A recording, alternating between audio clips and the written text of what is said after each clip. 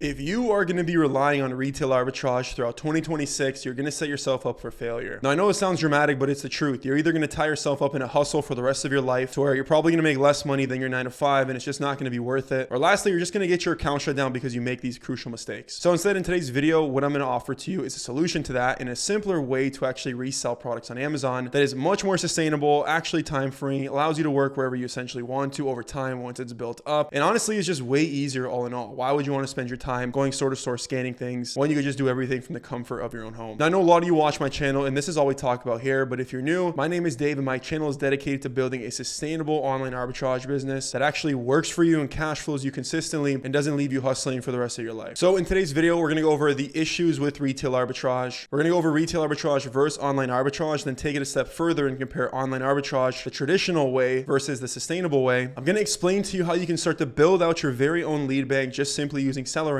which will make a lot more sense when we discuss the sustainable approach. We'll dive deep into how we actually use this lead bank and the impacts it actually gives us that causes this reselling business online to turn from a hustle that most people assume it has to stick to one where we're literally barely spending time deciding what to buy because of these simple systems I'll break down. I'm going to dive deep into the importance of actually getting a virtual assistant, the SOPs I use, when you should hire them, what they actually do for your business, also towards the end of this video for you guys that are in here that are watching this and trying to scale. And then I'm going to explain to you how this actually results in simplifying the purchasing of inventory for your store. At the end of the day, that's all we need to do is make it as easy as possible to spend X amount of dollars to produce X amount of profits. So let's jump straight in. Why is retail arbitrage quote unquote dead? Now, I think this is a little extreme. Obviously, it's not dead. You can make a lot of money doing retail arbitrage, but at the end of the day, you are setting yourself up to just consistently be in the business, hustling with no replens. You run the risk of losing your account if you're not careful. Of course, you can do retail arbitrage a legit way, but a lot of mistakes that new sellers run into is when they're brand new and they're restricted in things, oftentimes they go to TJ Maxx, Marshalls, wherever, they scan a product and they're finally approved in this really large beauty brand or just like a Korean skincare product, right? You might have done this already. You find a product profitably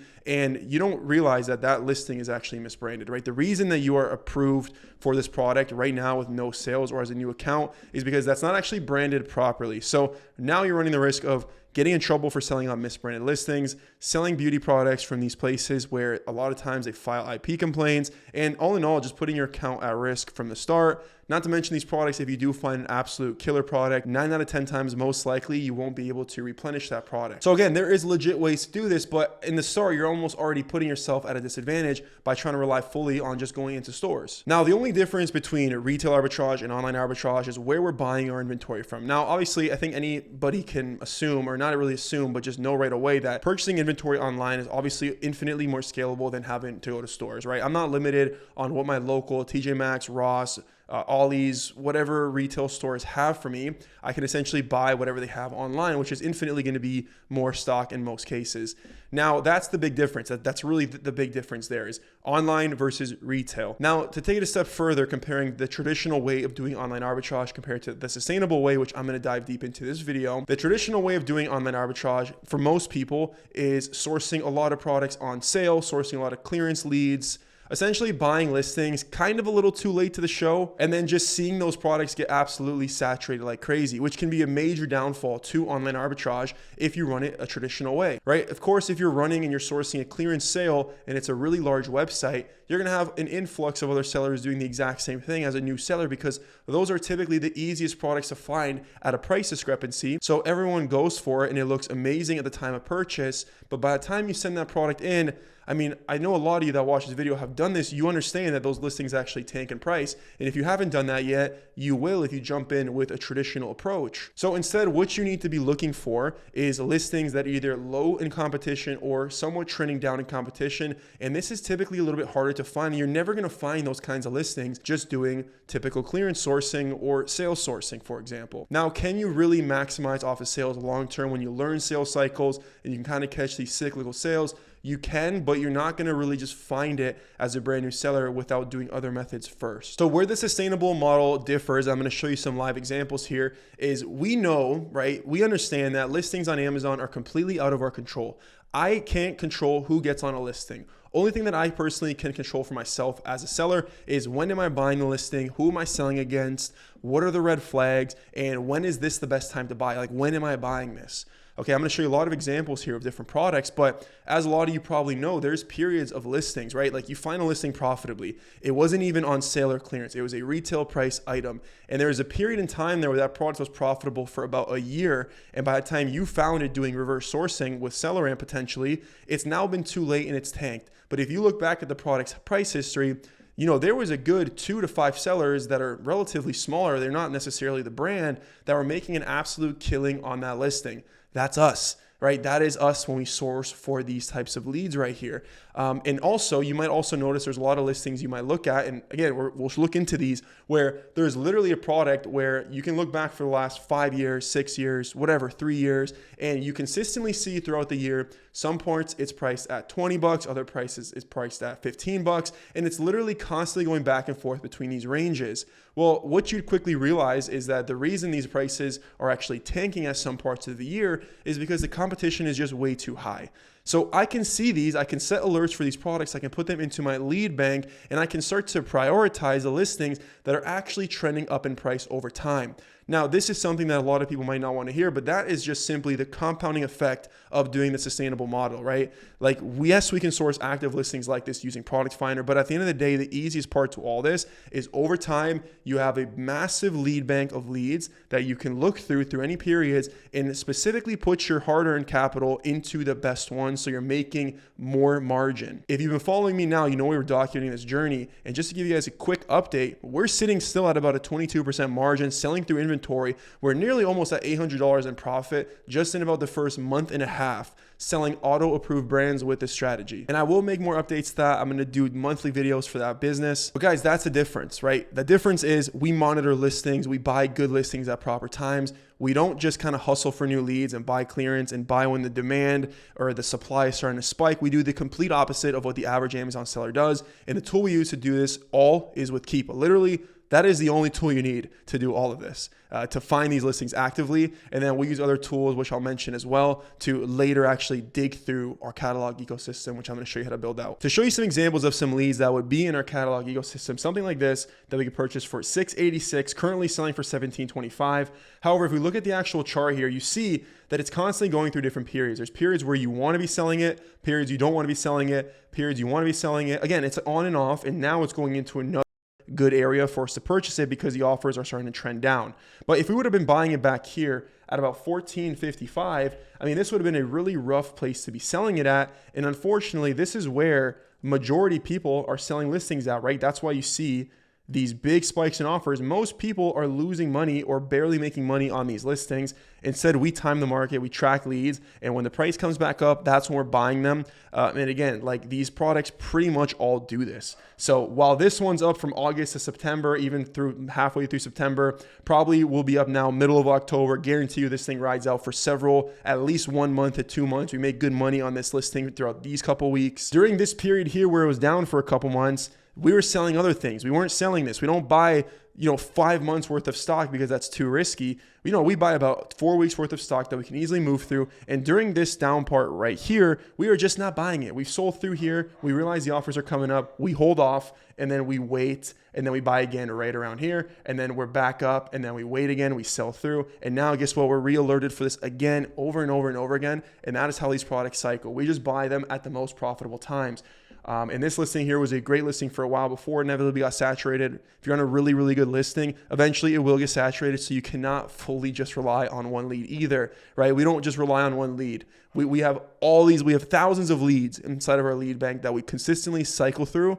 And finding products to add to your lead bank is actually pretty simple when you use a tool like Product Finder. Now, I want to show you a very simple way you can actually start to set up your very own lead bank using SellerAmp. You want to be doing this and adding products in here as you come across them because this forever is going to be feeding your business. If you build this out over the next several months, you are going to have endless products to buy. And I'm going to explain a little bit further in here in a second how we actually do this. So selleramp.com, just log in, come to your sheets, and then just go ahead and press setup. Connect your email account to this and go ahead and create new sheet. Now here's the mappings I recommend keeping. Keep your export date, product name, ASIN, Amazon URL, cost price, sale price, profit. And an important one you want to add here, which might not be there, is actually your source URL. So this way, whenever you find a product, for example, here is this product right here, we could buy for $250 from iHerb. It's selling for $7 on Amazon.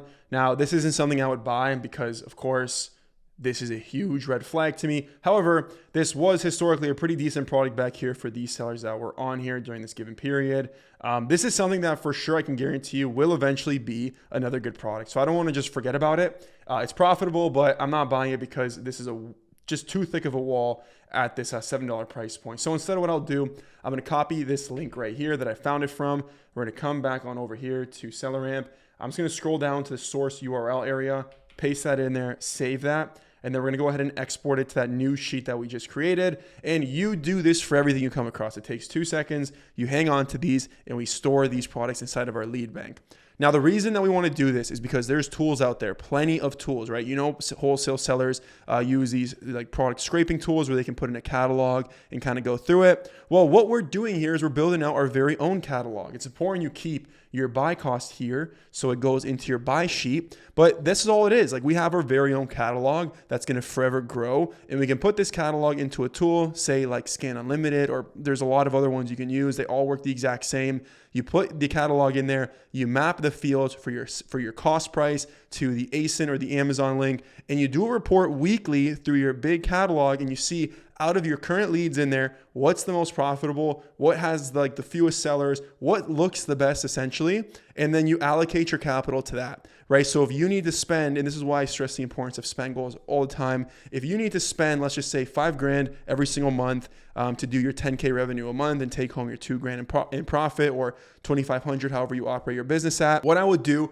is I would take my total $5,000, okay? Divide that between a week period. So you're gonna spend about $1,250 every single week. Okay, it's very easy to spend this capital when you have a ton of products in your lead bank to choose from, because like I just showed you, these products all go through different cycles. So we can run the report, allocate our money to those, and boom, we've hit our spend goal literally within like an hour. And if you even want to, you could literally go hire a VA to do this for you. Just train them, give them an SOP, and there you go. You can kind of automate the whole buying process as well. I don't recommend this unless you really have someone you trust, but again, it can be done.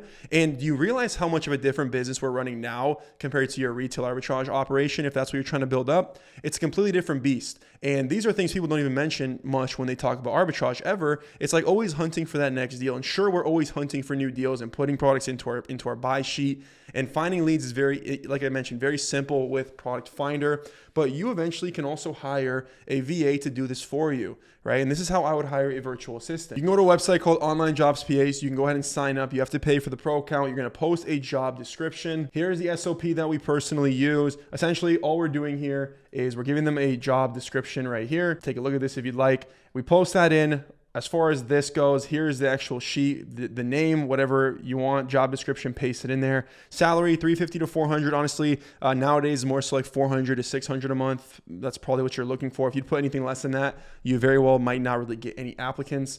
And then after that, you vet them out, right? Take on the top 3, put them through an interview, ask them good questions. And then the way that we personally actually vet these people out is we give them a very, like we source with Keepa. Keepa is all link based. We just take one of our polls, we give the same exact poll to all the people that are coming on trial, and we let them go to town.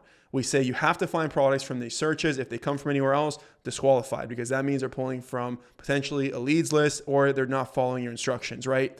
This isn't about them knowing how to use Keepa. This is about them having common basic knowledge of reading charts and how to go through them, because we know how to use Keepa, which means we know how to put products that are profitable into these searches, which means there have to be products in there for them to find. And then if they're not finding it, then they either don't know what they're doing. They're using, again, like a lead sheet. They're not pulling from it. And we can also see all of their results and compare our findings and hire the one that we feel is probably the most competent when it comes to that. And then, of course, we train them on this. We give them SOPs. And for my clients, my one-to-ones, I do this all for them. We help them train up their VAs as well right now. So that's our VA application process. Now, when should you actually hire a VA? Well, in my opinion, I think you should wait until you're doing about 20,000 revenue a month. At this stage, if you're operating a healthy business, you should be netting yourself about 3,000 minimum profit at this point, which at that point is just plenty to pay for, your virtual assistant and cover their expenses very easily. Realistically, you need to be operating closer to about that 4,000 a month range. That'd be a lot more flexible and easier to kind of cover your VA.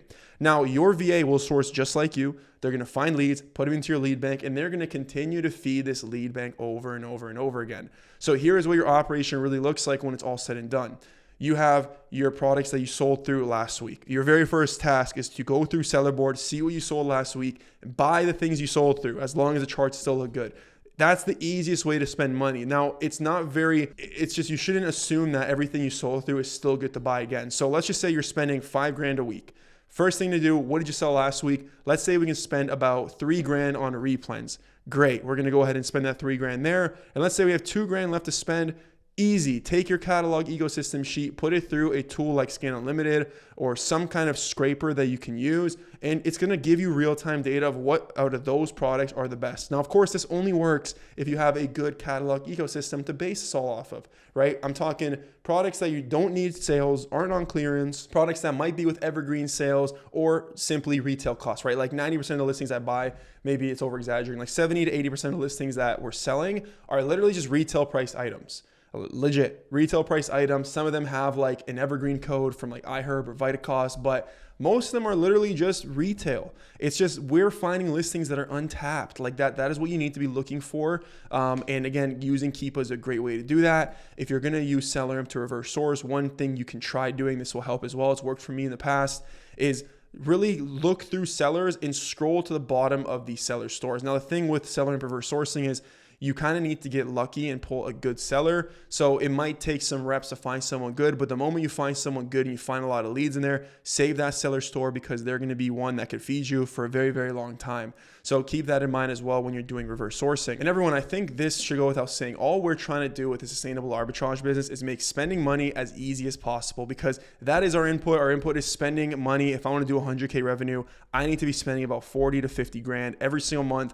And the easiest way to do that is by having these systems in place to have products to choose from, number one, but also good products to choose from, products that are actually going to give you good profit and not tank in price. You wouldn't believe how many people I consult with that are literally running nonprofits. Like they're paying a prep center, they're doing like 200 units a month, they're losing money on some listings, they're breaking even, and they're just paying this prep center and they're making no money because they're just sourcing inventory like every single new seller does. Okay, I make these videos on a weekly basis and I run you guys through how to actually build sustainable systems. This is one of those systems that we have. It's the backbone. And the biggest thing here is adding leads to this backbone and letting it compound, giving it some time. So like dedicate, if you're going to do Amazon, dedicate the next couple months to this. And I can guarantee you that throughout the next year here in 2026, by the time you get to June, you'll have so many things to feed yourself with that you can potentially take this thing full time. Now I want to take a quick second and just shout out my guy Nalu here. You can see he's probably watched this video. Shout out you. This is his results, what he told me this morning ever since working with me since about January, right? He started, again, like most of you, probably not making any money. If you look at your P&L, you actually do a deep dive on your P&L. You're not just throwing money at a wall and hoping you're getting it back with profits. If you take a real report, you're probably not making any money. Okay, and it's because you're buying, again, just bad listings and you don't have systems behind it. So you're literally working so hard to break even or lose money. Okay, there's an easier way. It's the sustainable way. Nalu worked extremely hard and he gave it time. Like it's been about a year and now he's able to really feed off of it and keep scaling up his business. Okay, he has big plans. But guys, again, like I make videos on this literally all the time. I'm going to drop down below, if you're interested more in this, a guide on more of the sustainable approach. And I also have a 2-hour Amazon course. If you're brand new to this, I'm going to link that below this video as well. Go ahead and check that out. And that'll just, again, kind of teach you the core principles of running an Amazon business. And then the other video will teach you more about the sustainable business and all the different little systems that we have implemented inside of that. If you like my personal one-to-one help implementing this, there's also a link down below to apply for my one-to-one coaching. And if you have any additional questions outside of that, go ahead and just shoot me over a quick DM over on my Instagram. I'm going to link that down below this video as well. Hope you guys enjoyed this video. I'll see everyone next week.